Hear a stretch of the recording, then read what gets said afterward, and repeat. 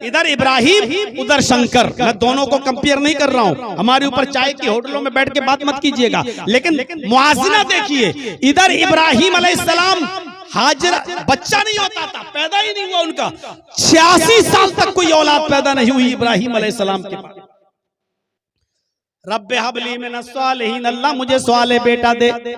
तब 86 साल की उम्र में अल्लाह ने उनको बेटा दिया। इधर शंकर जी के भी कोई बच्चा नहीं होता था, इधर शंकर जी के भी कोई बच्चा नहीं होता था। शंकर की पत्नी पार्वती जी नहा रही थी, उन्होंने अपने बदन के मैल और अपने बदन के कुचैल, अपने बदन की गंदगी से बच्चा बनाया और उसका नाम रख दिया गणेश। उसका नाम रखा गणेश और गणेश को दरवाजे पे खड़ा कर दिया, मैं नहा रही हूं, किसी को अंदर मत आने देना। थोड़ी देर के बाद शंकर जी जब अंदर आए तो गणेश बाहर खड़ा था। गणेश ने कहा, कहां जा रहे हो? शंकर ने कहा, ये तो हमारा घर है। शंकर जी ने कहा, ये तो हमारा घर है। गणेश ने कहा, अंदर तो मेरी माँ है पार्वती जी, मैं उनका बेटा हूँ, मैंने तो आपको नहीं देखा है, मेरी माँ की परमिशन नहीं है कि आपको अंदर जाने दें, आप कैसे कह रहे हैं कि ये मेरा घर है? शंकर जी ने कहा कि ये तेरा घर है? अरे पार्वती मेरी पत्नी है, मेरा कोई बेटा नहीं है। पार्वती कह रही है, तुम कह रहे हो कि मेरी माँ अंदर नहा रही है? शंकर जी ने तलवार निकाल ली, हट रहा कि नहीं हट रहा? गणेश जी ने कहा, बिल्कुल नहीं, मैं गर्दन कटाना गवारा कर लूंगा, लेकिन अपनी माँ की नाफरमानी, अपने माँ की नाफरमानी नहीं करूंगा। शंकर जी को गुस्सा आया, उन्होंने अपने बेटे की गर्दन पे तलवार मार दी। गर्दन कट के कहां गिरी आज तक नहीं पता चला कि वो कहां गई, आज तक नहीं पता चला, गर्दन कट गई। शंकर जी अंदर घुसे, पार्वती जी ने तलवार में लगा हुआ खून देखा, कहा ये क्या किया? कहा बाहर जो लड़का खड़ा था उसको मार दिया, अंदर नहीं आने दे रहा था। कहा वो मेरा बेटा था। शंकर जी ने कहा, मेरा तो कोई बेटा नहीं, अरे आज ही तो मैंने उसको अपने बदन के मैलो कुचैल से बनाया था। कहा ओ मुझे नहीं मालूम था। कहा मेरे बेटे को जिंदा करो, किसी तरीके से जिंदा करो, मैं नहीं जानती हूँ। शंकर का काम तो मारने का था, जिंदा तो कर नहीं सकते थे। अब पूरी दुनिया में गर्दन ढूंढी, गर्दन नहीं मिली, रास्ते से एक हाथी आ रहा था। शंकर जी ने कहा, पार्वती गर्दन तो नहीं मिल रही है, अगर इस हाथी का सूंड काट के गणेश के लगा दें और गणेश जिंदा हो जाए तो चलेगा? पार्वती जी ने कहा, कुछ भी करो, मेरे बेटे को जिंदा करो। तब उन्होंने एक हाथी को गर्दन काटी और गणेश जी के लगाई, गणेश जी जिंदा हो गए। अब गौर कीजिए, यहाँ इब्राहिम को बेटा नहीं हो रहा, बेटी नहीं हो रही है, रब्बे हबली मिनस सालिहीन। उधर शंकर को बच्चा नहीं हो रहा है, उधर शंकर ने अपने बेटे की गर्दन उड़ाई, इधर इब्राहिम अलैहिस्सलाम ने भी अपने बेटे इस्माइल की गर्दन पर छुरी चलाई। मुआज़िना देखिए आप, इधर इब्राहिम अलैहिस्सलाम ने अपने बेटे इस्माइल की गर्दन पे छुरी चलाई, वहां गर्दन कट गई, यहां गर्दन नहीं कटी। उधर शंकर ने गणेश की जिंदगी को बचाने के लिए हाथी का सूंड काटा और लगाया। इधर अल्लाह ने इस्माइल की जगह पर जन्नत से दुम्बा उतारा, इधर दुम्बा कट रहा है, इधर दुम्बा ज़िबा हो रहा है, उधर हाथी की गर्दन काटी जा रही है। इधर इब्राहिम है, उधर शंकर है, इधर पार्वती है, उधर हाजरा है। मेरे भाई जो जरा गौर कीजिए आप, इधर शंकर जी गर्दन पे छुरी काट रहे हैं, इधर इब्राहिम छुरी चला रहे हैं, उधर हाथी कट रहा है, इधर दुम्बा कट रहा है। ये मुआज़िना है, पढ़िए आप किताबों को। और सबसे पहला खतना किसका हुआ? इब्राहिम अलैहिस्सलातु वस्सलाम का। इधर भी किसका खतना है? शंकर जी का, यानी शिवलिंग की पूजा हो रही है। असल खतना ये था, लिंग अच्छे दिन वो खतना कराने वाले होंगे, अंतिम ऋषि के मानने वाले खतना कराने वाले होंगे। और एक चीज और बताई, लिंग अच्छे दिन सर्वभक्षमतो मम्मा, सब कुछ खाएंगे, सब कुछ खाएंगे, मांसाहारी भी होंगे और शाकाहारी भी होंगे, लेकिन हर जानवर का गोश्त नहीं खाएंगे। कौन से जानवर खाएंगे वो भी लिख दिया, बिना कौलन च पश्वशते शाम, उनके यहाँ उस वक्त तक कोई जानवर हलाल नहीं होगा, शुद्ध नहीं होगा, जब तक उसके ऊपर कौल यानी मंत्र नहीं पढ़ लिया जाएगा, यानी बिस्मिल्लाह अल्लाहु अकबर कहकर वो जानवर को ज़िबा करेंगे।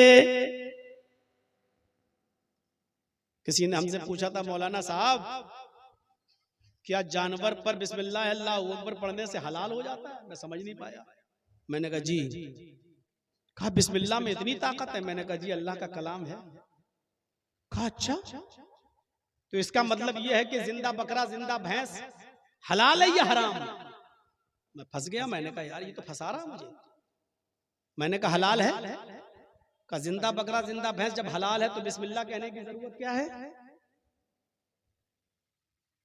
हमने कहा यार ये तो फंसा रहा है। अगर मैंने कह दिया हराम है तब भी फंसाएगा ये, और कह दिया हलाल है तब भी फंसाएगा ये।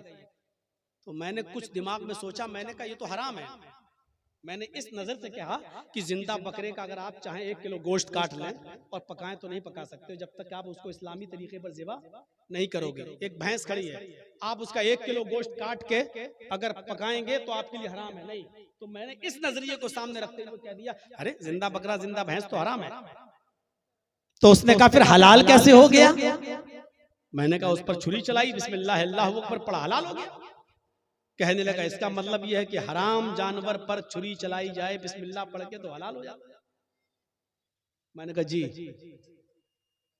बिस्मिल्लाह में इतनी ताकत है, हराम जानवर को हलाल कर देती है।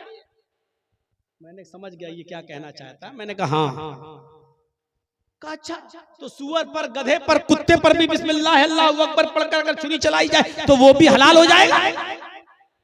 मैंने कहा नहीं। बोला अच्छा 1000 मरतबा पढ़ लो बिस्मिल्लाह अल्लाहु अकबर तो? मैंने कहा 1 लाख भी बार पढ़ लो तो भी हलाल नहीं होगा। क्यों? बिस्मिल्लाह अल्लाहु अकबर से जब हराम जानवर हलाल हो जाता है तो गधा कुत्ता सुअर क्यों नहीं होता? इसको भी कर लो। उसकी बीवी पास में बैठी हुई थी। मैंने कहा ये आपकी बीवी है कि कोई और, भगा के तो नहीं लाया? कहता चुप, शादी किया हूं मैंने, फेरे लगे हैं। मैंने कहा ये किसी की माँ बहन बेटी कुछ तो होगी। कहा मेरी बीवी है, किसी की बेटी भी है। मैंने कहा मंत्र पढ़े गए होंगे, ओम भूर्भुवः स्वाहा कुरकुर स्वाहा मंगलम स्वाहा, सब पढ़ा गया होगा। कहने लगा हाँ। 7 फेरे लगे होंगे। कहा? मैंने कहा इन फेरे लगने से पहले आपकी पत्नी आपके ऊपर हलाल थी या हराम? कहने लगा हराम थी। हमने कहा उसके साथ उठना बैठना लेटना सोना जागना खाना पीना क्या था? का सब अशुद्ध, सब हराम था। निकाह से पहले, फेरों से पहले, मंत्र से पहले वो अशुद्ध थी, हराम थी। हमने कहा फिर ये हराम औरत हलाल कैसे हो गई? कहने लगा मंत्र पढ़ा गया हलाल हो गई। मैंने कहा अगर यही मंत्र तुम्हारी माँ बहन और बेटी पर पढ़ा जाए तो क्या वो भी हलाल हो जाएगी? ए मौलवी चुप, माँ बहन बेटी तक नहीं जाने का। मैंने कहा मैं जा नहीं रहा हूं, मैं एक मिसाल दे रहा हूं। अगर यही मंत्र माँ बहन बेटी पर पढ़े जाए तो हलाल हो जाएगी? कहने लगा नहीं। हमने कहा 1000 मरतबा पढ़े जाए तो? फिर उसने भी वही जवाब दिया 1 लाख मरतबा भी पढ़ेंगे तब भी वो हराम रहेगी, हलाल माँ बहन बेटी कैसे हलाल हो जाएगी? हमने कहा बिस्मिल्लाह अल्लाहु अकबर से वही जानवर हलाल होते हैं जो हलाल होने के लायक हैं। जैसे मंत्र से वही औरत हलाल होती है जो हलाल होने के लायक है। जैसे मंत्र पढ़ने से माँ बहन बेटी हलाल नहीं हो सकती, ऐसे ही बिस्मिल्लाह अल्लाहु अकबर से सुअर कुत्ता और गधा हलाल नहीं हो सकता, क्योंकि ईश्वर का यही नियम है, यही उसूल है, यही ज़ाब्ता है। अच्छी तरीके से समझ में आ गया। उसके बाद जो रास्ते भर पूड़ी और सब्जी वो खिलाती हुई आई उसकी बीवी हमको, अरे आप तो बहुत बड़े ज्ञानी हैं, मेरा लालीगढ़ से इटावा का सफर इतनी आसानी से कट गया कि पता ही नहीं चला। मेरे भाइयों, जब भी कोई आपसे ये सवाल करे कि आप भैंस खाते हो, बकरा खाते हो, हैं, और ये खाते हो, वो खाते हो, कुत्ता और गधा क्यों नहीं खाते, आप उससे फौरन इल्जामी सवाल ये कर लें कि आप भी तो बकरी का, गाय का, भैंस का दूध पी लेते हो, कुतिया का काहे नहीं पीते, गधी का काहे नहीं पीते, सुअरी का क्यों नहीं पीते? भाई आपके यहाँ तो ये सारे जानवर हराम है ना। हमारे यहाँ जो जानवर हलाल है उसका दूध भी हलाल है, उसका गोश्त भी हलाल है। जो जानवर हराम है उसका गोश्त भी हराम है, उसका दूध भी हराम है। तुम्हारे यहाँ तो सारे जानवर हराम है, तो दूध क्यों हलाल हो गया? और उन्हीं जानवरों का दूध तुम क्यों पीते हो जिनको हम खाते हैं? मुसलमान बकरी खाता तुम उसका दूध पीते हो, मुसलमान भैंस खाता तुम उसका दूध पीते हो। गाय का नाम हम किसी मसलहत से नहीं ले रहे हैं, क्योंकि सिर्फ बिहार और बंगाल तक हम सीमित नहीं है, और ये चैनल वाले अपने हरामी पने से बाज आएंगे नहीं। इसलिए मैं मसलहतन नाम नहीं ले रहा हूं। हम उसका दूध गोश्त खाते हैं तो दूध भी पीते हैं। आप मुझे बताइए, जिन जानवरों का हम गोश्त खाते हैं और दूध पीते हैं, आप भी उन्हीं जानवरों का दूध क्यों पीते हो? मुसलमान कुत्ता नहीं खाता, आप कुतिया का दूध क्यों नहीं पीते? मुसलमान सुअर नहीं खाता, आप सुअरी का दूध क्यों नहीं पीते? मुसलमान गधा नहीं खाता, आप गधी का दूध क्यों नहीं पीते? कुछ तो छुपी चीजें हैं।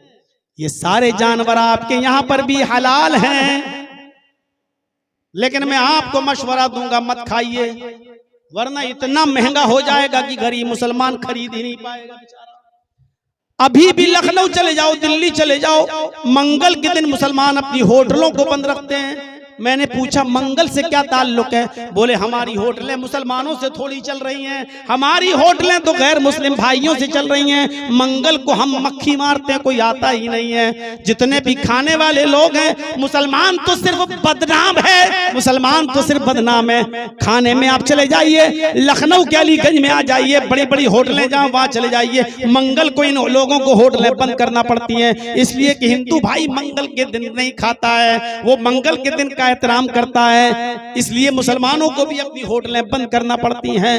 फिर भी हम बदनाम हैं, फिर भी हम बदनाम हैं। मेरे भाइयों, सोचिए, क्या गालिंग अच्छे दीन सर्वभक्षो मतो मम्मा, वो सब कुछ खाएंगे, मांसाहारी भी होंगे और शाकाहारी भी होंगे, लेकिन हर जानवर का गोश्त नहीं खाएंगे। वो वही जानवर खाएंगे जिस पर कौल यानी मंत्र पढ़ लिया गया होगा, बिस्मिल्लाह अल्लाहु अकबर पढ़ा जाएगा, वही जानवर खाएंगे।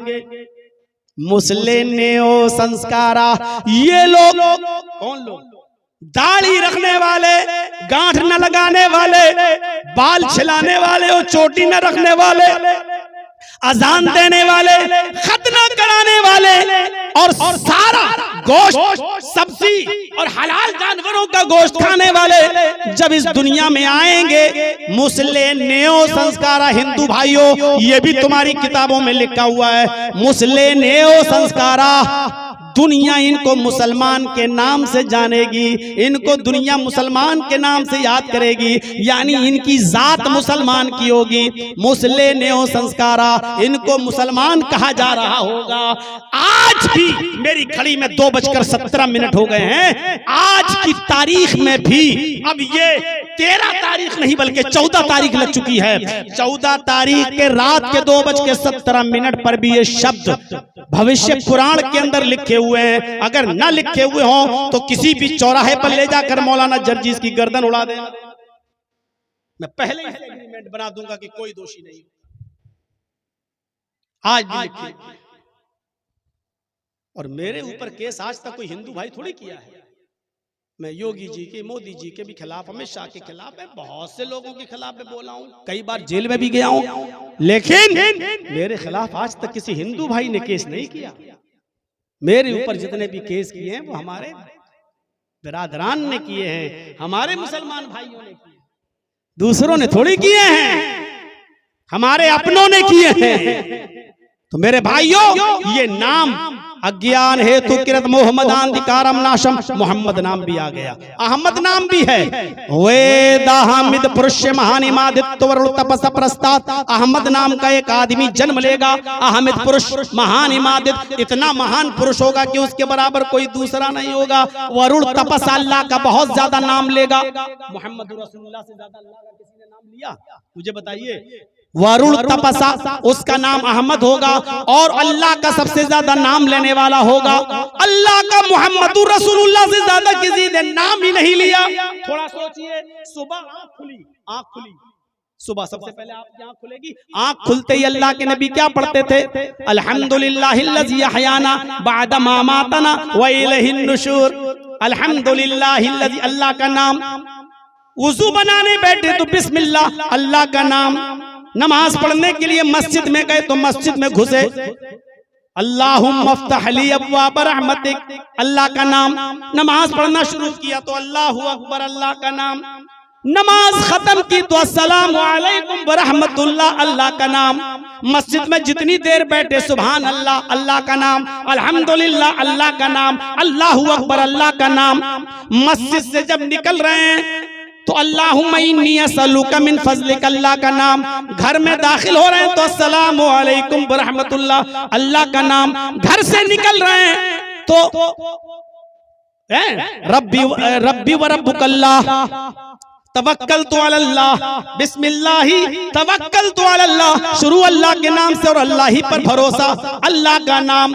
सलाम कर रहे हैं तो अस्सलामु अलैकुम व रहमतुल्लाह अल्लाह का नाम। ऊपर चल रहे हैं तो सुबहान अल्लाहु अकबर अल्लाह का नाम। नीचे उतर रहे हैं तो सुबहान अल्लाह अल्लाह का नाम। कपड़ा पहन रहे हैं तो अल्लाह का नाम। छींक रहे हैं तो अल्हम्दुलिल्लाह अल्लाह का नाम। खाना खाने बैठ रहे हैं तो बिस्मिल्लाह अल्लाह का नाम। यहाँ तक कि लेटरीन में और पेशाब करने के लिए जा रहे हैं तो उधर भी अल्लाहुम्मा इन्नी अऊज़ु बिका मिनल खुबुसी वल खबाइस अल्लाह का नाम। यहाँ तक कि अपनी बीवी के पास आराम कर रहे हैं और बीवी से मुलाकात की जरूरत पेश आ रही है तो हम बिस्तरी के मौके पर भी अल्लाह का नाम, अल्लाहुम्मा जन्निबना शैतान व जन्निब शैतान मा रज़क़तना अल्लाह का नाम। सोकर उठे थे तो अल्लाह का नाम। अब बिस्तर पे सोने जा रहे हैं तो अल्लाह का नाम, अल्लाहुम्मा बिस्मिका अमूतु व अहया। उठने से लेकर सोने तक पूरी 16 घंटे 18 घंटे की पूरी जिंदगी में 1 मिनट भी अल्लाह के नाम को भुलाया नहीं है। अल्लाह का नाम लिया वरुड़ता पसा। अल्लाह का सबसे ज्यादा नाम लेने वाला होगा प्रस्ताव। कृष्ण जी कह रहे हैं जब वो आ जाए तो उसी की कुटिया में चले जाना, उसी के धर्म में चले जाना। या नहीं आया जन्नत में जाने का, स्वर्ग में जाने का, उसके अलावा कोई रास्ता नहीं है। श्री कृष्ण अर्जुन से कह रहे हैं श्रीमद् भागवत गीता के 6 अध्याय के 10वें मंत्र में, योगी युज्जीत सततमात्मानं रहस्य स्थिता एकाकी अच्युतात्मा निराशीर परिग्रह। हाय अर्जुन, ईश्वर की पूजा करने के लिए खड़े हो जाओ तो पूरे शरीर का योग कर लो, यानी नमाज पढ़ने खड़े हो तो पूरे शरीर का योग कर लो। अल्लाहू अकबर, ये हाथों का योग, अल्लाहू अकबर। रुकू करके कमर को इतना सीधा कर लो कि रुकू में पानी का बर्तन तुम्हारी पीठ पर रखा जाए तो गिरने न पाए, पीठ इतनी सीधी कर लो। समी अल्लाहु लिमन हमीदा, खड़े हो जाओ, अल्लाहू अकबर कहकर सजदे में जाओ। दोनों पैर मिला लो, पैरों की उंगलियों को मोड़कर किबले की तरफ कर लो।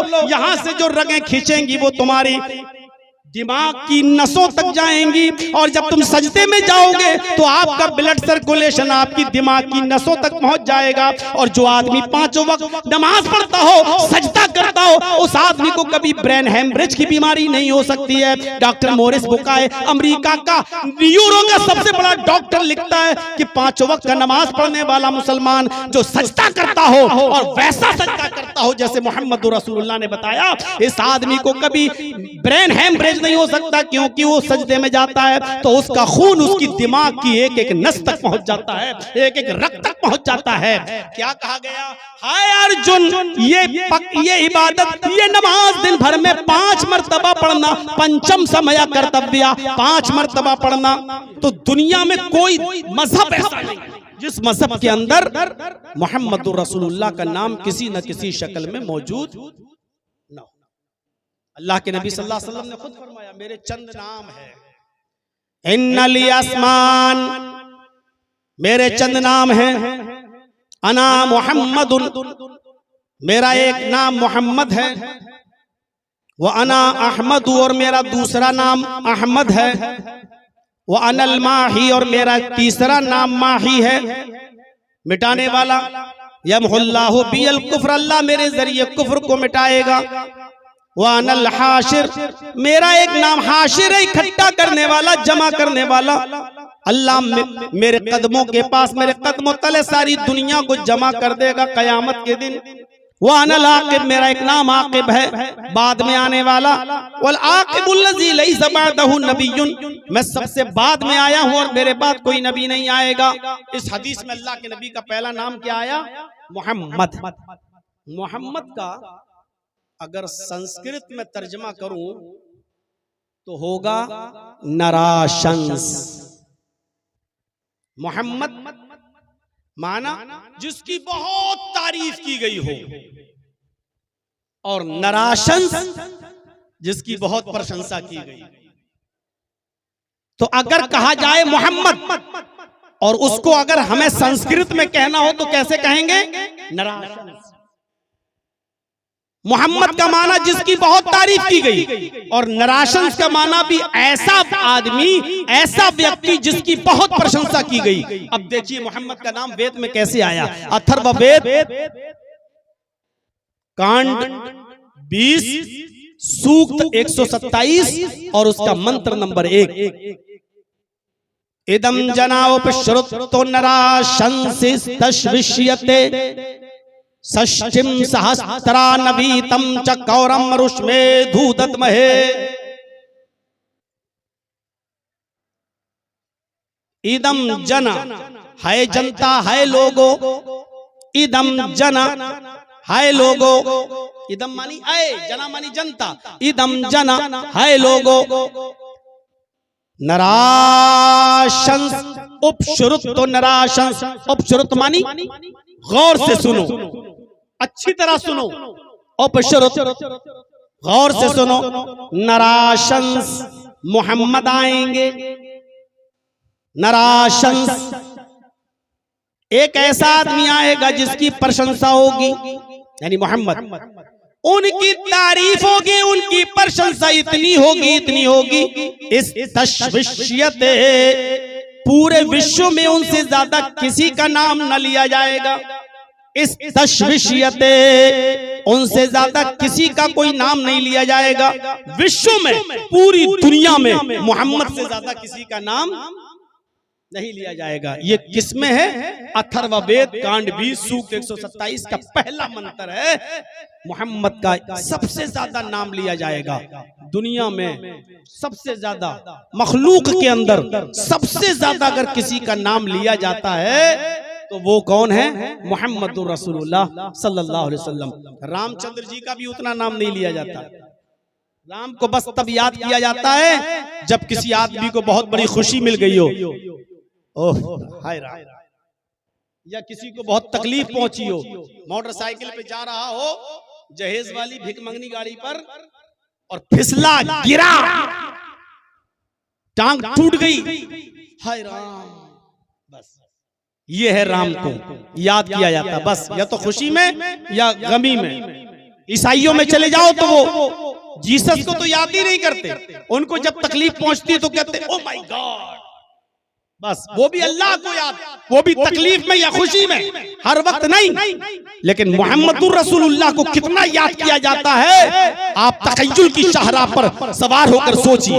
इस वक्त मेरी घड़ी में 1:27 हो चुका है रात का, 1:27। इस वक्त भी कहीं ना कहीं दुनिया के किसी न किसी कोने में इशा की अजान हो रही होगी, और कहीं फजर की हो रही होगी, कहीं ज़ोहर की हो रही होगी, कहीं असर की हो रही होगी, कहीं मगरिब की हो रही होगी इस वक्त। और वहां नाम लिया जा रहा होगा, अशहदु अन्ना मुहम्मदर रसूलुल्लाह। इंसाइक्लोपीडिया ऑफ ब्रिटानिका का क्रिश्चियन राइटर अपनी किताब के अंदर लिखता है, एक सेकंड भी ऐसा नहीं जाता जिस सेकंड के अंदर मोहम्मद का नाम नहीं लिया जाता। मिनट नहीं, एक सेकंड भी ऐसा नहीं जाता जिस सेकंड में मोहम्मदुर रसूलुल्लाह का नाम न लिया जाता हो। आप सुबह उठिए, अजान सुनेंगे, मस्जिद में जाइए, वुजू बनाएंगे, क्या पढ़ेंगे? बिस्मिल्लाह। वुजू बनाकर फारिग होइए, क्या दुआ पढ़ेंगे? अशहदु अल्ला इलाहा इल्लल्लाह व अशहदु अन्ना मुहम्मदन अब्दुहु व रसूलुहु। अशहदु अन्ना मुहम्मदन अब्दुहु व रसूल। आपको मोहम्मद का नाम लेना पड़ेगा मेरे भाइयों। अल्लाह ने ऐसा इंतजाम कर दिया है कि दुनिया में सबसे ज्यादा इंसानियत में, मखलूक में मोहम्मद का सल्लल्लाहु अलैहि वसल्लम का नाम लिया जाए। अजान में सबसे ज्यादा नबी का नाम, वुजू में अल्लाह का नाम, तो वुजू के बाद की दुआ में मुहम्मदुर रसूलुल्लाह का नाम। अजान खत्म होती है ला इलाहा इल्लल्लाह पर, अजान के बाद की दुआ में मुहम्मदुर रसूलुल्लाह का नाम।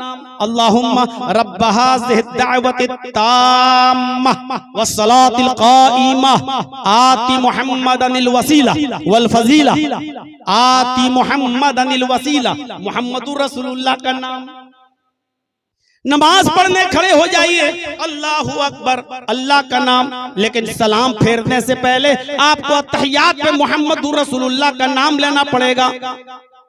अशहदु अन्ना मुहम्मदन अब्दुहु व रसूलुहु, अल्लाहुम्मा सल्लि अला मुहम्मद, अल्लाहुम्मा बारिक अला मुहम्मद, ये नाम लेना पड़ेगा। मेरे भाइयों, सबसे ज्यादा नाम मुहम्मदुर रसूलुल्लाह सल्लल्लाहु अलैहि वसल्लम का, और मोहम्मद का नाम भी आया है वेदों में, मोहम्मद का नाम भी आया वेदों में, मोहम्मद ऐसे ही आया है। अज्ञान हेतु किरत मोह मदांधिकारम नाशम विधायम हितदोदयते विवेका, श्रीमद् भागवत महान पुराण स्कंद 12 अध्याय 2 मंत्र नंबर 16। अज्ञान हेतु किरत, बहुत ज्यादा जिहालत होगी मोहम्मद के आने से पहले। मोहम्मद आएंगे, मोह मदांधिकारम नाशम, मोहम्मद अंधेरे को नाश कर देंगे। मोह मदांधिकारम नाशम, मोहम्मद के आने के बाद अंधेरा मिट जाएगा। मुहम्मदुर रसूलुल्लाह के आने से पहले कितना अंधेरा था। मोहम्मद आएंगे तो इल्म की ज्योति लेकर आएंगे, इल्म का दीपक लेकर आएंगे, इल्म का दीपक। अल्लाह ताला ने कुरान की पहली आयतें जो मुहम्मदुर रसूलुल्लाह पर उतारी हैं, वो इल्म की ज्योति है, इल्म का दीपक है। इक़रा बिस्मि रब्बिकल लज़ी खलक़, खलक़ल इंसान मिन अलक़। सबसे पहले गारे हिरा में मुहम्मदुर रसूलुल्लाह को नमाज का हुक्म नहीं दिया जा रहा है, रोजा रखने का हुक्म नहीं दिया जा रहा है, ज़कात देने का हुक्म नहीं दिया जा रहा है, हज करने का हुक्म नहीं दिया जा रहा है। सबसे पहले हुक्म दिया जा रहा पढ़ो, इक़रा बिस्मि रब्बिकल लज़ी खलक़। सबसे पहले इल्म की बात बताई जा रही है। इसी तरफ इशारा है, मोहम्मद के आने से पहले जिहालत होगी, अंधकार होगा, अज्ञानता होगी। मोहम्मद इल्म का दीपक लेकर आएंगे, यानी कुरान लेकर आएंगे। अल्लाह के नबी सल्लल्लाहु अलैहि वसल्लम कुरान की ज्योति लेकर आए, फिर अंधेरे को नाश कर देंगे। मोह मदांधिकारम नाशम, मोहम्मद अंधेरे को नाश कर देंगे। इतना अंधेरा था अरब की सरजमीन पर, अरब की धरती पर, कि लोग शराब इतनी पिया करते थे कि शराब के नशे में वो अपनी बीवी और बेटी में अंतर नहीं कर पाते थे। वो कभी कभी शराब इतनी पी लिया करते थे कि बीवी के बजाय वो अपनी बेटी का हाथ पकड़ लिया करते थे। जुआ इतना खेला करते थे कि जुए में रकम हार गए तो मकान लगा दिया, और मकान भी जुए में हार गए तो बीवी जुए में लगा दी, और बीवी भी जुए में हार गए तो अपनी 16, 17, 18 साल की बेटी जुए में लगा दी। जब बेटी भी हार जाते तब वो मानते कि अब मैं हार गया हूं। मेरे भाइयों, अभी चाय वाले को मना करो, चलो हटो, अब कोई चाय नहीं बेचेगा। अब मेरा मूड बन गया है तो अच्छा है, हट जाओ। आज तुम्हें मंत्र सुनना, मंत्र ही सुनाएंगे आज। अब जलसा छोड़ दो, कुरान और हदीस का नाम लेकर करना। अब जलसा में खुदा कुरान और हदीस की जरूरत नहीं है, अब जलसे में मंत्र की जरूरत है। इसलिए अब इसका नाम रख दो भजन कथा, जलसा मत रखा करो अब इसका नाम। आजकल जलसे के साथ साथ मेरे भाइयों कुरान और हदीस की जरूरत है। हमारा मुआशरा कहाँ जा रहा है? हमारी लड़कियां आज गैर मुस्लिमों के साथ आज निकाह कर रही हैं, शादियां कर रही हैं। आप जाइए और हालात देखिए। सिर्फ महाराष्ट्र के अंदर, महाराष्ट्र में 3 लाख मुसलमान लड़कियों ने कोर्ट के अंदर एप्लीकेशन दे रखी है कि मैं 17 साल की हूँ, जब 18 साल की होंगी तो मैं राम प्रकाश फला से मैं अपनी शादी करूंगी। मेरा बाप और मेरा भाई इंटरफियर करेगा, लेकिन उस वक्त उसकी बात न मानी जाए। आज जरूरत थी इन तमाम चीजों पर बोलने की, लेकिन आपको कुरान और हदीस नहीं सुनना है, आपको वेद और रामायण सुनना है। सुनिए वेद और रामायण। कथा सुनना है तो सुनिए वेद और रामायण और कथा, आप यही सुनिए। आप चापी वालों, बहुत दिनों से मैंने प्रोग्राम इस इलाके में नहीं दिया है, मैं दे भी नहीं रहा हूं। वो तो अमीन मेरे पीछे पड़ गया तो मैंने दे दिया। इस इलाके में मैं नहीं आ रहा हूँ, हसनपुर वाले 8 साल से मेरे पीछे पड़े हुए हैं, नहीं दे पा रहा हूं उनको प्रोग्राम। तो मेरे भाई अब सुनना है तो सुनते रहिए, अब आप वेद और रामायणी को सुनना है। शराब इतनी पी जाती थी, जुआ इतना खेला जाता था कि उनकी बेटियां तक जुए में मेरे भाइयों हारी जाती थी। तब भी फैसला नहीं, जब बेटी भी हार गया तब कहता था अब मैं हार गया हूं। सुनिए, जिना इतना होता था, जिनाकारी कि जिस लड़की से शादी करके कोई लाया, बुखारी पढ़िए किताबों बदिल वही किताबुन निकाह, जमाने जाहिलियत के निकाह, जब वो शादी करके लाता था तो उससे खुद हम बिस्तरी नहीं करता था। बीवी मेरी शादी करके मैं लाया हूं, लेकिन वो नौजवान सुहाग रात नहीं बनाता था उसके साथ, किसी दोस्त को दे देता था कि जाओ इसको ले जाओ, रखो अपने पास, जब ये तुमसे प्रेग्नेंट हो जाए, हामिला हो जाए, तब तुम इसको मेरे पास लेकर आना, तब मैं इसको अपनी बीवी बनाऊंगा। गौर करो, इतनी जिहालत थी अरब की सरजमीन पर, इतना अंधेरा था अरब की सरजमीन पर। इससे भी ज्यादा अंधेरा ये था कि खाने काबा का जब औरतें तवाफ करती थी तो नंगी होकर करती थी, एक कपड़े का तार उनके जिस्म पर नहीं होता था। कमा वलदत उम्मुहा, जैसे किसी की माँ ने उसको आज ही पैदा किया, जैसे उस बच्चे के जिस्म पर कपड़ा नहीं होता था, वैसे ही मेरे भाइयों इस औरत के जिस्म पर कपड़ा नहीं। पढ़िए रहीकुल मखतूम मौलाना सफीउर रहमान साहब मुबारकपुरी रहमतुल्लाह अलैह की, औरत को कपड़ा पहनकर तवाफ करने का अधिकार नहीं था, उसको कपड़ा नहीं पहनने दिया जाता था, वो नंगी और बरहना होकर तवाफ करती थी। ऐसे माहौल में मुहम्मदुर रसूलुल्लाह नबी बनकर आए, ऐसे माहौल में नबी बनकर आए। अंधकारम नाशम, अंधेरे को नाश कर दिया, शराब को हराम करार दिया, तो शराब नालियों में बहने लगी मदीने की। इतना शराब जब हराम करार दिया तो शराब नालियों में बहने लगी, नालियों के अंदर शराब को जब हराम करार दिया, जिनाकारी रोक दी, औरत को इतना बड़ा हक अदा कर दिया, इतना बड़ा अधिकार दे दिया कि अगर बेटा मर जाए तो बेटे की वरासत से माँ को हक मिलेगा, भाई मर जाए तो भाई की वरासत से बहन को हक मिलेगा। गौर कीजिए आप, भाई की वरासत से बहन को हक मिलेगा, शौहर मर जाए तो शौहर की वरासत से बीवी को हक मिलेगा। इतना ज्यादा आपने औरत को अधिकार दे दिया, इतना ज्यादा हक दे दिया। आपने औरत को सम्मान से जीने का अधिकार दिया है, सम्मान से जीने का अधिकार दिया है। ये अरब के अंधेरे को नाश कर दिया है, अंधेरे को मिटा दिया है। जुआ मिट गया, शराब नोशी खत्म हो गई, बेपर्दगी खत्म हो गई और यानियत खत्म हो गई। औरतें जो खाने काबा का नंगी होकर तवाफ किया करती थी, उन औरतों को पैसा बापर्दा बना दिया कि उनके चेहरों को भी, उनके गालों को भी आसमान की निगाहें भी देखने के लिए तरस गई। और ऐसा पर्दा नाफिज किया कि आप पर्दे के अहकाम को बता रहे हैं, पर्दा लोगों में बयान कर रहे हैं। तो एक औरत उठती है और कहती है, ऐ अल्लाह के नबी, देवर से भी पर्दा करूं?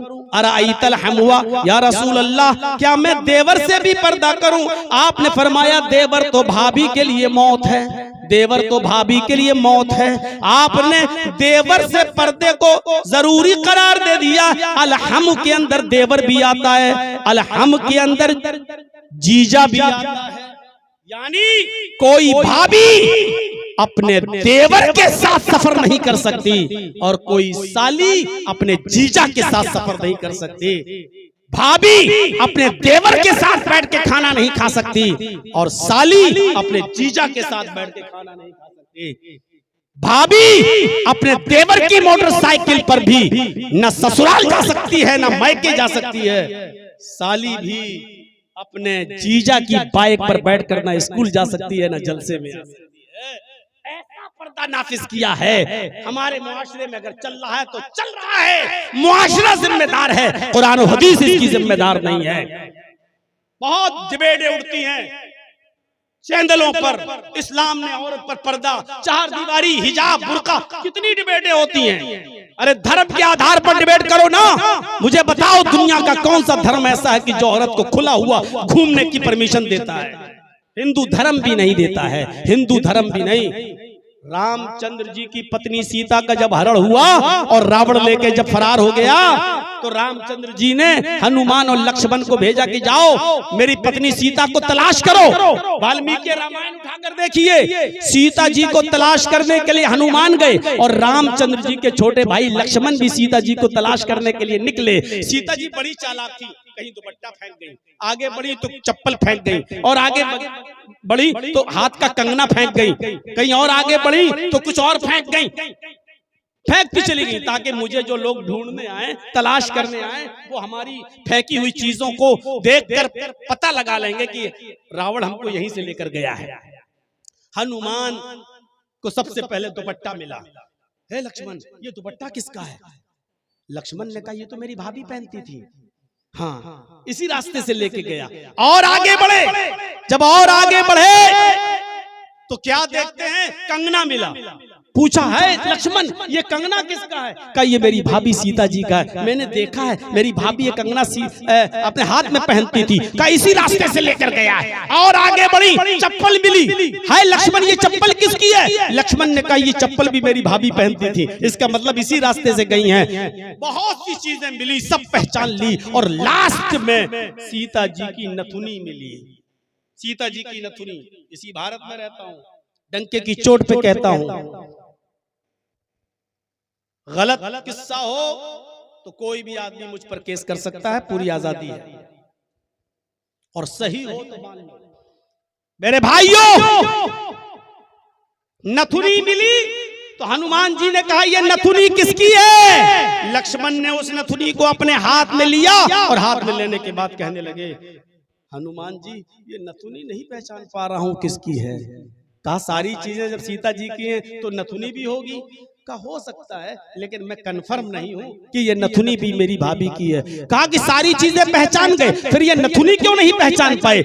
सीता जी, लक्ष्मण ने कहा कि मेरी भाभी ये नाक में पहनती होंगी ना, ये नथुनी तो नाक में पहनने की चीज है, मेरी भाभी इसे नाक में पहनती होंगी, और आज तक मैंने अपनी भाभी का चेहरा ही नहीं देखा।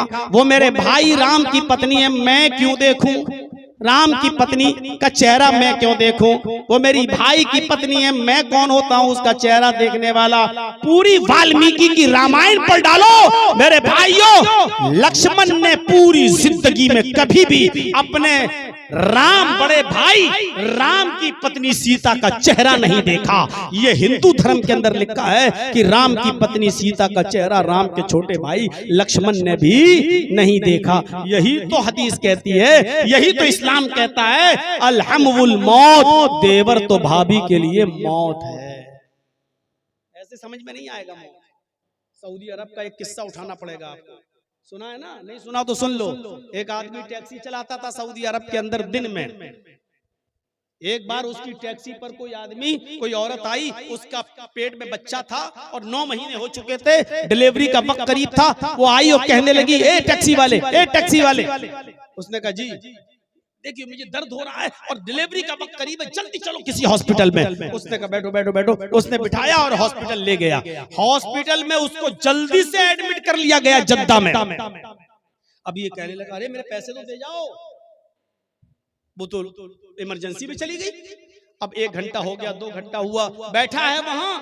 अब सोचने लगा यार चलो अपना कस्टमर देखते हैं, ये तो पता नहीं कितना दिन लग जाए इसको। अब 1-2 दिन के बाद जब यहाँ से लौटेंगे तो इस अस्पताल में होते हुए जाएंगे, तब इससे पैसे ले लेंगे। इस आदमी को रजिस्टर पे नाम लिखवाया गया। नाम लिखो, तुम इस औरत को लेके आए हो, कहाँ? नाम लिखो। उसने अपना नाम लिख दिया और घर का फोन नंबर लिख दिया। उस जमाने में मोबाइल नहीं चलते थे, 22 साल पुरानी बात है, तो उस जमाने में मोबाइल नहीं चलते थे, फोन नंबर लिख दिया। अब ये बेचारा दिन भर टैक्सी चलाता रहा। रात में जब अपने घर गया, सोया, फजर में उठा, इसकी बीवी चाय वाय बना के लाई कि अब ये फजर के बाद फिर टैक्सी चलाने के लिए जाएगा। जैसे ही ये फजर में चाय पी रहा था, नमाज पढ़ने के बाद आकर फोन की घंटी बजी। इसने फोन उठाया, हेलो। ये समझा किसी कस्टमर का कॉल है। हाँ हेलो। कहा कि कल उस औरत को तुम लेकर आए थे हॉस्पिटल में? इसने कहा जी जी जी जी। कहा कि तुम अपनी बीवी को यहाँ छोड़ गए हो, तुम्हें शर्म नहीं आती है? इस हाल में पूरी रात उसने गुजारी बेचारी ने। इसने कहा अरे डॉक्टर साहब वो मेरी बीवी नहीं है, वो तो कस्टमर थी। कहा चुप चुप चुप चुप। वो औरत रात भर चिल्लाती रही कि मेरा आदमी कहाँ गया, मेरा आदमी कहाँ गया, जो हमें यहाँ छोड़ के आया वही मेरा आदमी था। इस आदमी का दिमाग खराब। मेरा कहे डॉक्टर अच्छा हुआ ये फोन मैंने उठाया, कहीं मेरी बीवी ने उठाया होता तो यही कयामत बर्पा हो जाती। कहा यहाँ आ रहे हो कि नहीं आ रहे हो, नहीं तो अभी पुलिस तुम्हारे घर भेजता हूँ। ये इंडियन लोग बड़े बदमाश होते हैं।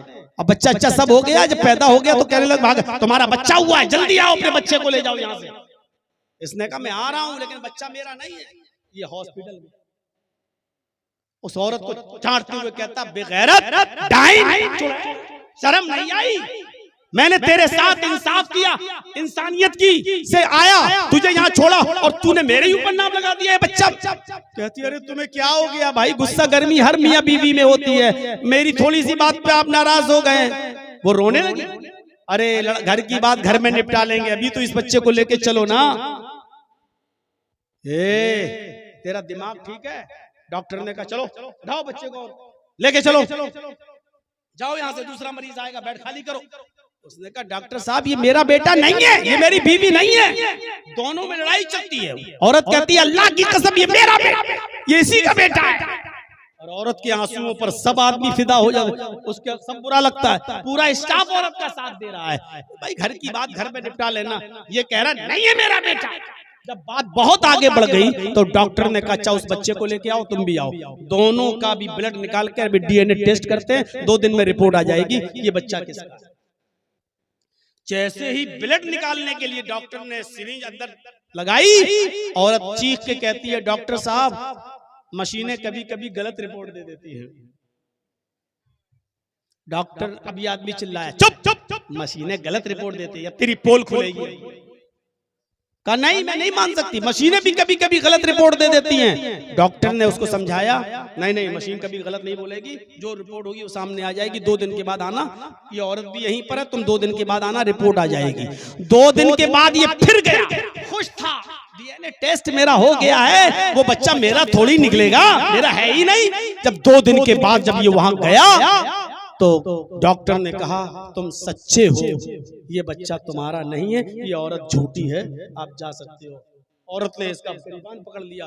डॉक्टर साहब मैंने कहा था ना कि मशीनें कभी कभी गलत रिपोर्ट दे देती हैं, अल्लाह की कसम ये इसी का बच्चा, मैं कहाँ जाऊंगी।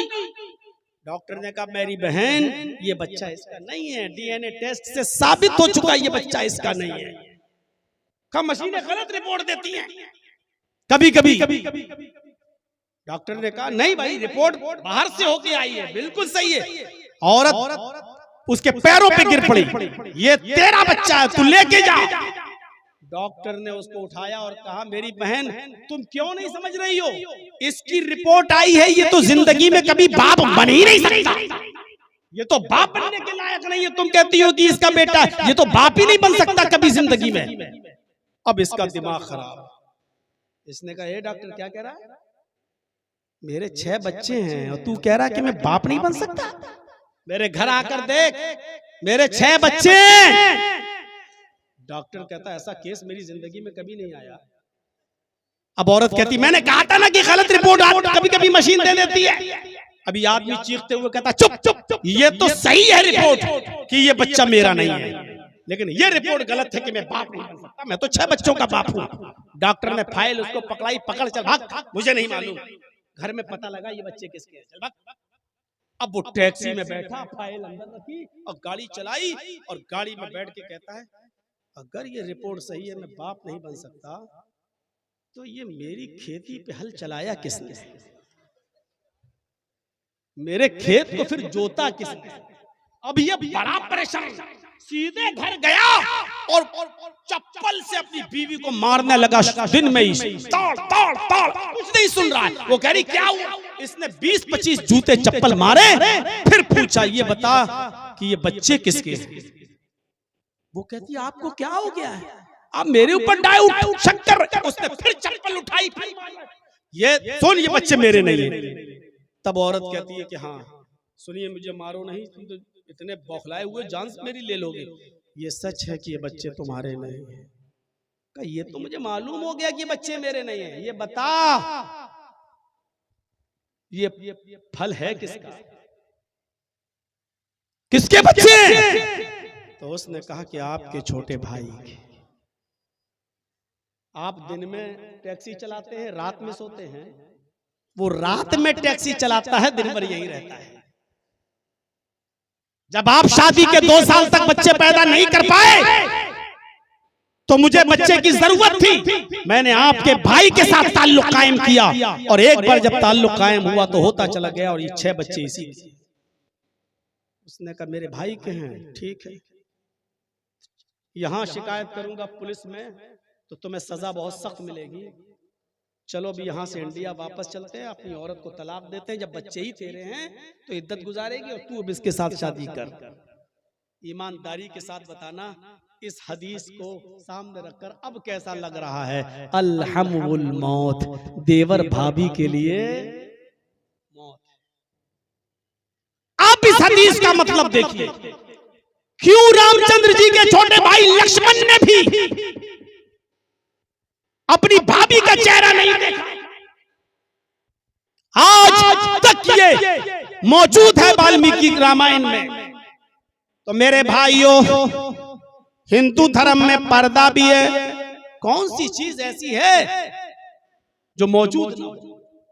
वाच्य भूपर्ति प्रेमड़ा माया मद विशारदा तब देवो महाराज ममदा सत्वमागिता मर्मोच्छिष्ट समंजियाति तथा तत्पश्य भो निर् इति श्रुत्वा तथा दृष्टा परम विस्मय मागिता चतुर्विभ्रात्र में देव कृष्यामि क्लिश्यम भवन्तो बांधवा देवा स्वाशेना दृश्य था शरम शुरुधारी सदूषक उच्चलापि लिंगच्छेदीन सर्वभक्षो मतो मम्मा मुस्लेनेयो संस्कारा।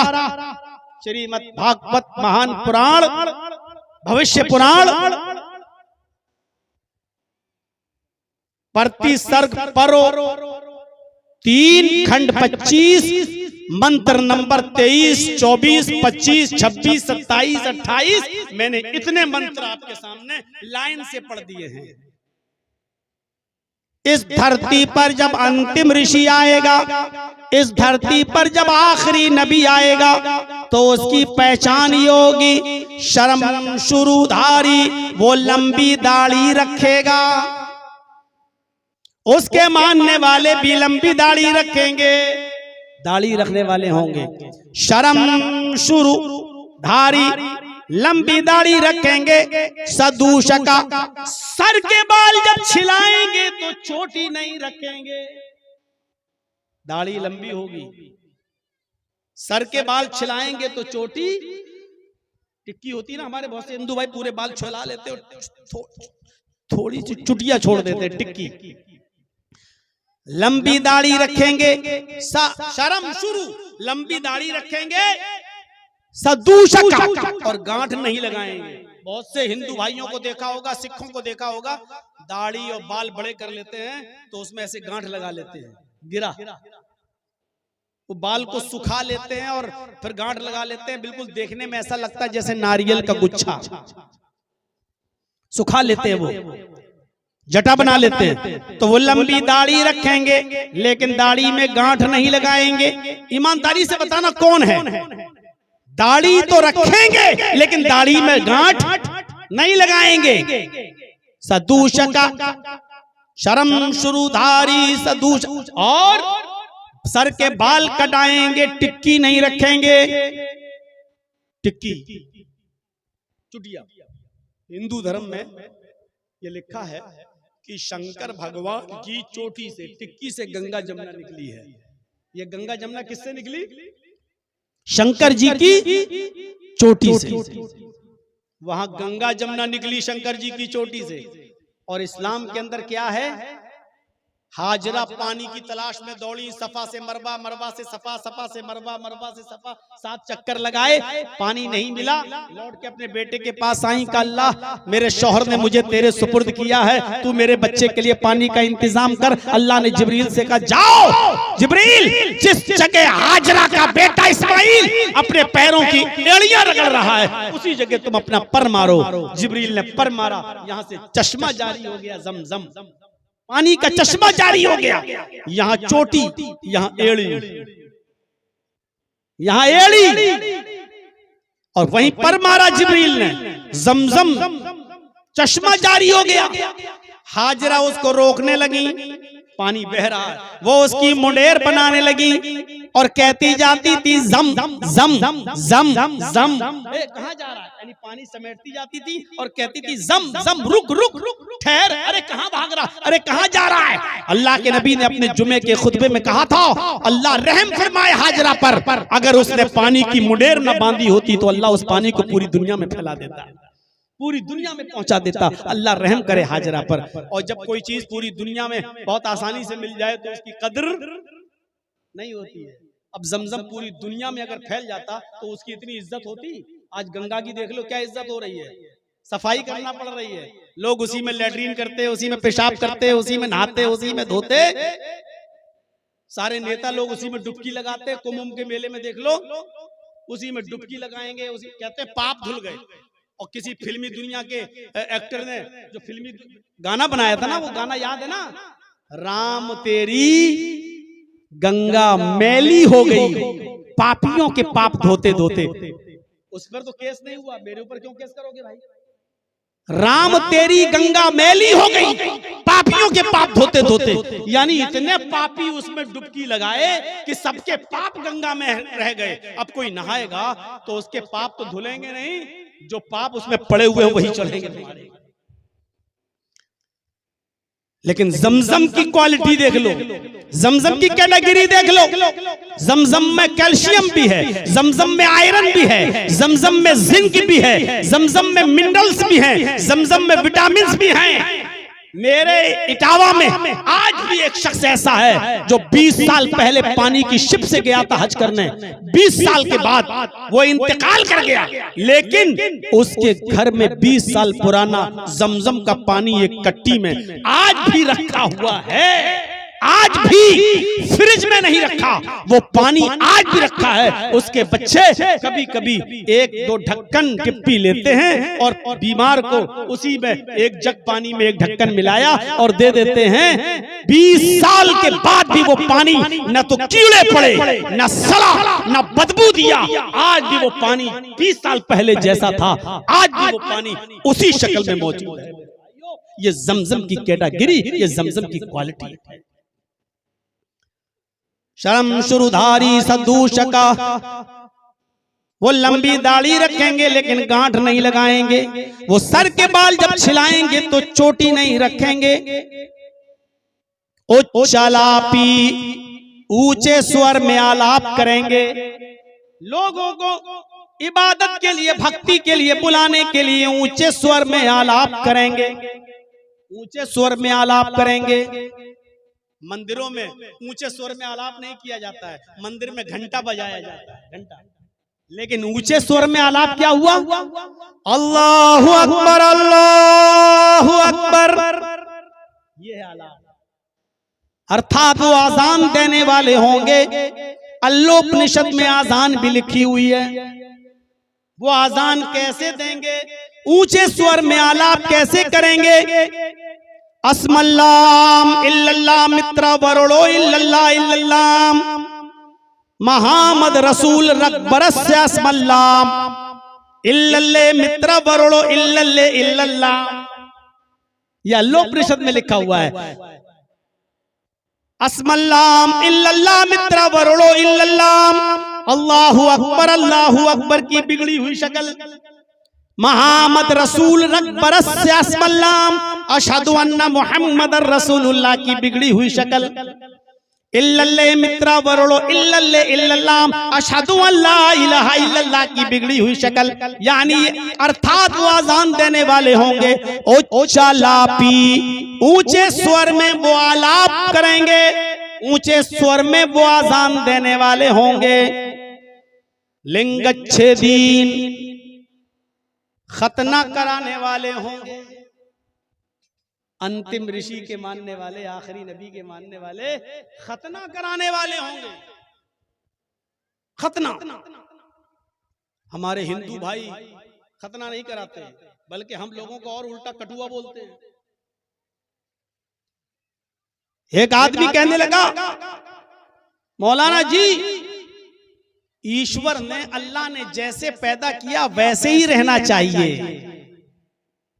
आप उस चीज को बिगाड़ क्यों देते हैं, खतना क्यों कर देते हैं? ऐसे ही आप दाढ़ी क्यों रखते हैं? ईश्वर ने जब पैदा किया था तो चिकने थे, तो बाद में जो चीज निकले उसको हटा देना चाहिए, वो फजूल चीज है। ट्रेन में सफर करो, बड़ा मजा आता है, कभी कभी ऐसी बहसें मिल जाती हैं। अभी मैं नहीं कर रहा हूं, जब से यूपी में डेंजर आदमी बैठा है तब से चुपचाप चलना ही बेहतर है, वरना जब ये सब नहीं था, प्यार भरी बातें होती थी तो बहुत मजा आता था। तो हमने उनसे कहा पंडित जी बिल्कुल ऐसे ही रहिएगा, बाद में जो चीज निकले उसको काट के फेंक देना चाहिए। आप जो ये बोल रहे हो नहीं दाढ़ी के ऊपर हम लोगों की, आप इस पे कायम रहिएगा। कहने लगा क्या? बिल्कुल। हमने कहा माँ बहन बेटियां हैं कि नहीं तुम्हारी? वो भी तो जब पैदा हुई होंगी तो सिंपल हुई होंगी ना, तो बाद में अगर जिस्म का कोई हिस्सा बढ़ जाए तो उसको आपने आज तक काटा, फेंका? तो अगर हमारे जिस्म का कोई हिस्सा बाद में बढ़ गया है तो आप उस पर इतनी अपनी एनर्जी क्यों बर्बाद कर रहे हैं? खतना क्यों कराते हो आप? हमने कहा खतना कराते हैं क्यों? कहा जब ईश्वर को खतना ही पसंद था तो खतने वाला ही इंसान पैदा करता। मैंने कहा पंडित जी इतना मत बिगड़िए, खतना तो सबसे पहले आपके यहाँ शंकर जी ने करवाया। पागल किसने किया? मैंने कहा ब्रह्मा जी ने किया। आपके यहाँ ब्रह्मा, विष्णु और शिव, तीन लोग हैं ना, ब्रह्मा विष्णु शिव। तो हमने कहा ब्रह्मा ब्रह्मांड का बनाने वाला, विष्णु पालने वाला, शिव मारने वाला। आपके यहाँ खुदाई अलग अलग है, दुनिया बनाने वाला अलग है, उसको ब्रह्मा कहते हैं, पालने वाला अलग है, उसको विष्णु कहते हैं, मारने वाला अलग है, उसको शिव कहते हैं, शंकर।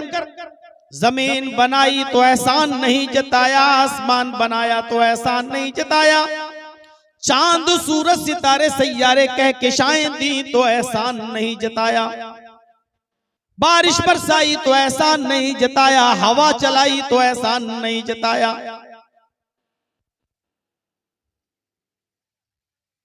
पानी दिया तो एहसान नहीं जताया। लेकिन जब मोहम्मदुर रसूलुल्लाह को आखिरी नबी बनाया तो एहसान जताया। ये हमारा मोमिनों पर, अल्लाह का मोमिनों पर बहुत बड़ा एहसान है कि उसने तुम्हें मोहम्मदुर रसूलुल्लाह जैसा नबी दिया। नबी की आज़मत और नबी के मकाम को पहचानने की कोशिश करो, यह है नबी का मकाम। हम भले ही अपने समाज में, अपनी सोसाइटी में, अपने मुआशरे में मोहम्मद रसूलुल्लाह की नाफरमानी करते हो, मस्जिदों में करते हो, मदरसों में करते हो, समाज में करते हो, शादी ब्याह के मौके पे करते हो, आपकी तालीमात पर अमल न करते हो, वो एक अलग मसला है। लेकिन मोहम्मद रसूलुल्लाह के मकाम और मर्तबे को देखिए, कैसी आज़मत से नवाजा है अल्लाह ने।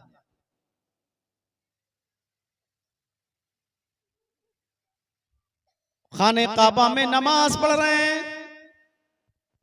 खाने काबा में पहली नमाज खाने काबा में अदा कर रहे हैं। नबी बनने के बाद, रसूल बनने के बाद जब खाने काबा में आपने पहली मर्तबा नमाज अदा की, मक्के में खाने काबा में जब पहली मर्तबा नमाज अदा की, नमाज पढ़कर फारिग हुए, अल्लाह ने कहा ओ मेरे हबीब, ओ मेरे नबी, ओ मेरे महबूब, जिस मस्जिद में आपने नमाज अदा की, जिस मस्जिद में आपने नमाज अदा की, ये अब मामूली मस्जिद नहीं रह गई। आपने जहां सजदा किया, जहां रुकू किया, कयाम किया, भी ये मामूली मस्जिद नहीं रह गई।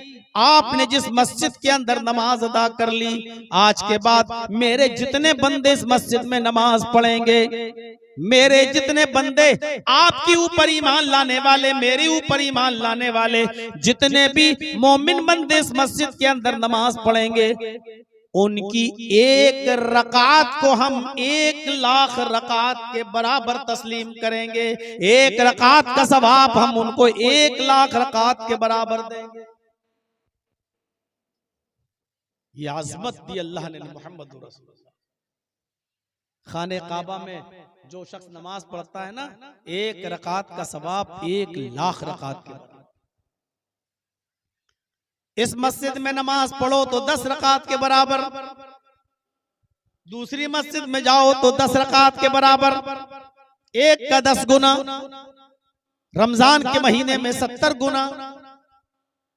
लेकिन खाने काबा में आप जाइए, एक रकात नमाज पढ़ेंगे तो उस एक रकात को अल्लाह 1,00,000 रकात बना देता है। नबी अकरम ने फरमाया, जिसने मेरी इस मस्जिद में एक रकात अदा की, अल्लाह उसको 1,00,000 रकात के बराबर सवाब दे। मकाम और मर्तबे को पहचाने। मक्के से परेशान हुए मक्के के लोगों ने आपका जीना हराम कर दिया। हिजरत का हुक्म हुआ, खाने काबा का गिलाफ पकड़ा, रोने लगे और चलने लगे।